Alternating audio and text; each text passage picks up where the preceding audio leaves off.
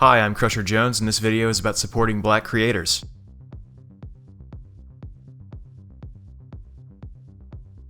I was working on a couple of pieces, and watching the news and following all the events happening right now while doing so made me feel a bit weird about the idea of, let me jump on YouTube and post a video about gritty, ugly, futuristic, cyber horror anime.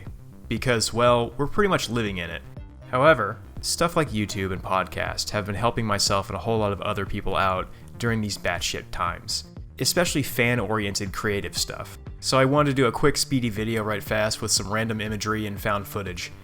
There's definitely been points in my own life where, as silly as it sounds, I've been pulling 18-hour days or whatever and barely eating or sleeping in an office and just grinding through existence, and yet I still had things like Anime World Order or Jesus and Marrow to listen to, much to my coworker's chagrin. The brand is strong. And those things resonated and made life a little bit less lonely and a little bit more manageable. Anyway, this week on Twitter, that bastion of fun tolerance, there have been several great threads dedicated to black creators whose work may not be getting the exposure it deserves. I took breaks I procrastinated during my day to look at a bunch of them, and I want to share some that I think you'd enjoy, and I hope you do check them out, subscribe, and maybe even kick in some green if you can. Why not?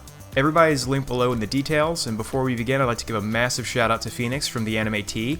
Yes, they are recommended, for putting this list together, as well as Erica Friedman, who is probably just sick of me saying nice things about them, but they're all warranted for bringing this stuff to greater levels of attention.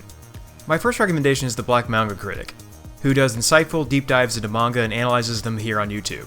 I'm outright surprised he does not have way more followers.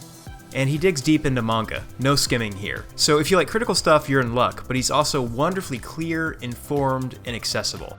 In contrast to some YouTube people whose videos you're watching right now, do we all get that we're making fun of me? Okay. He also has a lot of posts, which is great, and he puts in the work.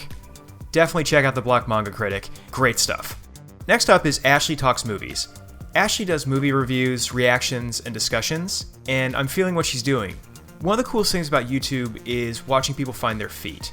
And it sounds kind of condescending, but it's actually an exciting process. Ashley's putting it all together, making it work, and doing her thing. Her commentary is insightful and direct, and she's not fanning out all the time.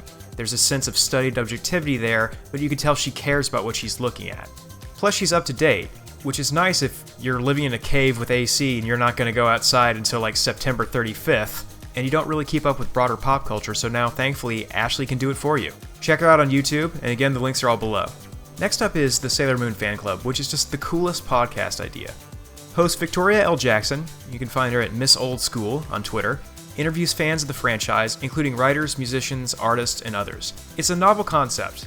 It's about Sailor Moon in a minor way, almost. It's mostly about life and how Sailor Moon impacted the lives of the people on the podcast.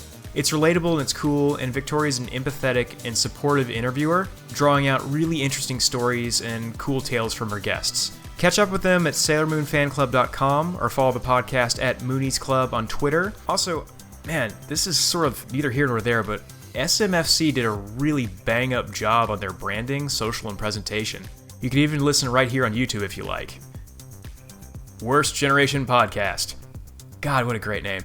Okay, so who is 18 plus and ready for some raw talk? Because worst generation is what happens when you sit around with friends after 2 drinks on a Wednesday night, when you're having the kind of week where you wish it was already Sunday.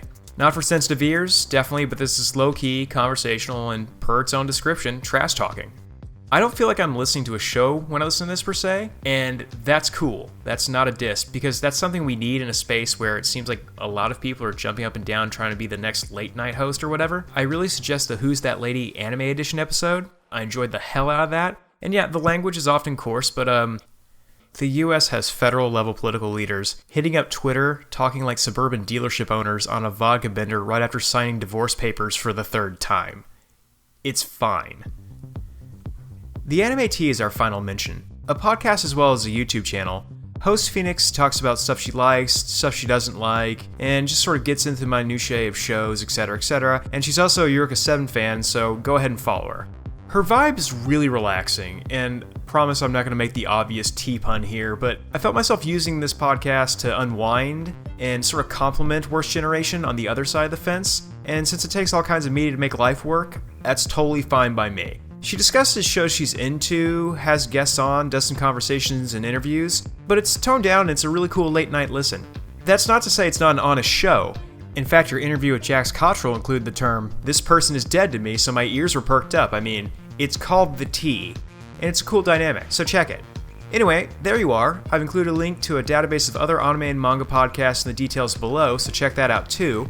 That's going to be it for this one. I appreciate your liking, subscribing, buying me a small house or land, and leaving a comment.